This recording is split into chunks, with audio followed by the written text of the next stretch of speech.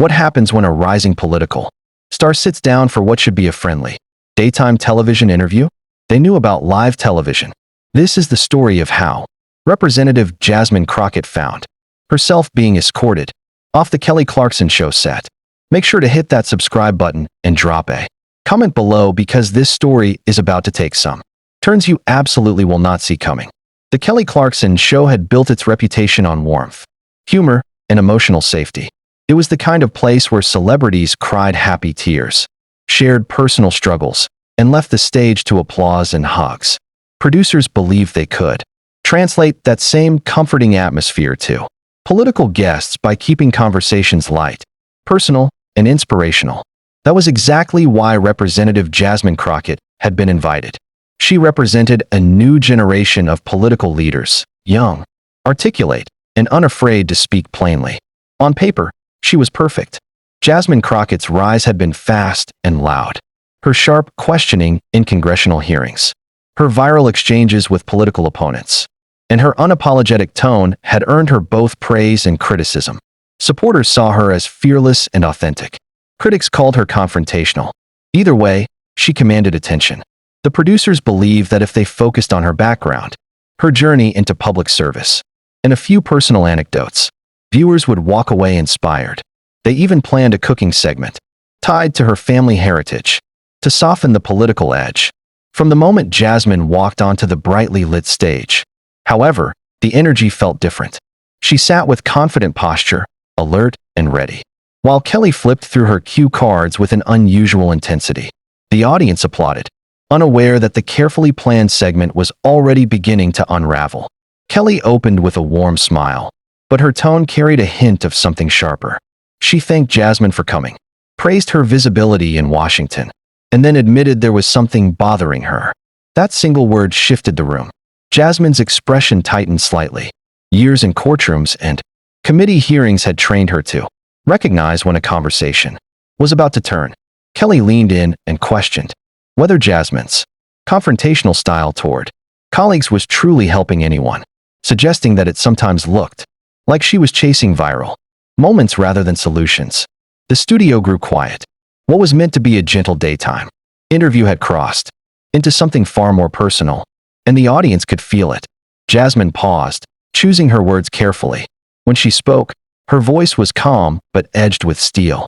She rejected the idea that performance, explaining that when people's healthcare, wages, and dignity were on the line, politeness could not come before honesty. The first spark had been lit, and no one in that room yet understood how far the fire would spread. Kelly listened, but her expression suggested discomfort rather than understanding. She pushed back, framing Jasmine's bluntness as behavior that might alienate viewers at home. Her tone shifted from curiosity to correction, as if she were explaining appropriate conduct rather than interviewing an elected official. The implication was clear. There was a right way to speak in public, and Jasmine was crossing an invisible line. That was when Jasmine leaned forward and asked a question of her own. She referenced Kelly's time on American Idol, recalling moments when judges had criticized her unfairly. Did Kelly stay silent then? Jasmine asked, or did she defend herself? The comparison landed hard. For a brief moment, Kelly's polished composure cracked. The audience felt it too. The sudden reversal where the interviewer had become the one on the defensive. Kelly snapped back, insisting the situations were completely different. She reminded Jasmine that she was an elected official meant to represent everyone, not just her supporters. The words came quickly, revealing a deeper frustration. Jasmine responded just as fast, listing examples of legislation blocked, communities ignored, and lives affected by those votes. To her, calling out harm was not division, it was transparency. Behind the cameras, producers began signaling urgently, hoping to redirect the conversation. Kelly clutched her cue cards, knuckles whitening. She argued that Jasmine's approach looked more like fame-seeking than leadership. That accusation changed everything. Jasmine's posture stiffened, her voice sharpening as she explained that effectiveness in Congress did not come from being liked, but from being relentless. She spoke of constituents insulted and dismissed, of policies debated as abstractions while real people suffered the consequences. Kelly tried to interrupt, but Jasmine pressed on, now fully in the mode that had made her formidable in hearings. The audience shifted uneasily. This was not the warm afternoon escape they had expected. Phones began to rise, recording what felt like an unfiltered collision between entertainment and governance. Kelly finally admitted that the conversation had gone too far for her show. She spoke of hope, positivity, and the need to protect viewers from constant political conflict. Jasmine echoed the words back with disbelief. To her, hope came from fighting, not avoiding discomfort. Positivity came from representation and honesty, not from pretending politics could be separated from everyday life. The distance between them was no longer just disagreement, it was a clash of worlds. One believed in shielding people from harsh realities for an hour of relief. The other believed those realities demanded to be confronted everywhere, especially in spaces with large audiences. The tension was no longer simmering. It was boiling. Kelly stood up abruptly, signaling the beginning of the end. Her voice shook as she said this was not the conversation she wanted. Jasmine remained seated, looking up calmly, almost sadly, and said she had only answered honestly. If honest answers were unwelcome, she questioned whether political guests should be invited at all.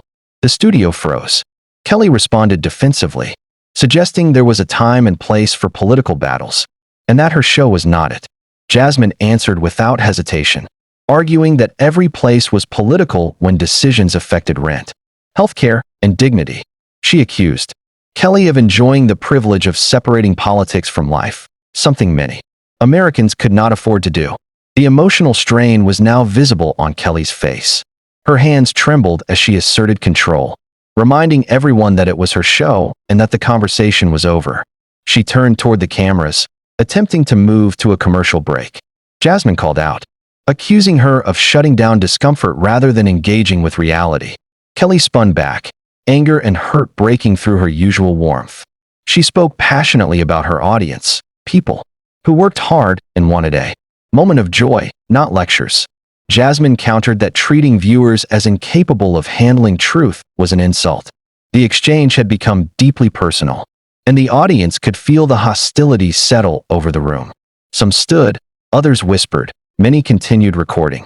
Jasmine rose slowly from her chair, speaking about the need for representatives who did not retreat. When things became uncomfortable, Kelly snapped back, insisting she knew her audience better than anyone. Jasmine argued that feeling good and being informed were not opposites, accusing the show of prioritizing comfort over responsibility. At that moment, security and producers edged closer to the stage. Kelly noticed and straightened, drawing resolve from their presence. She declared she would not allow what she called toxic political discourse on her show. The cutting gesture followed, signaling filming to end. Still, Jasmine continued, pointing out how quickly challenging conversations were silenced. She accused the show of wanting inspiration without disruption, representation without resistance. The room was silent except for her voice. Kelly finally whispered the words that ended it all, asking security to remove her. Jasmine raised her hand, saying she would leave on her own. She rejected the idea of being escorted out, framing her exit as symbolic, leaving not just the stage, but a bubble of denial.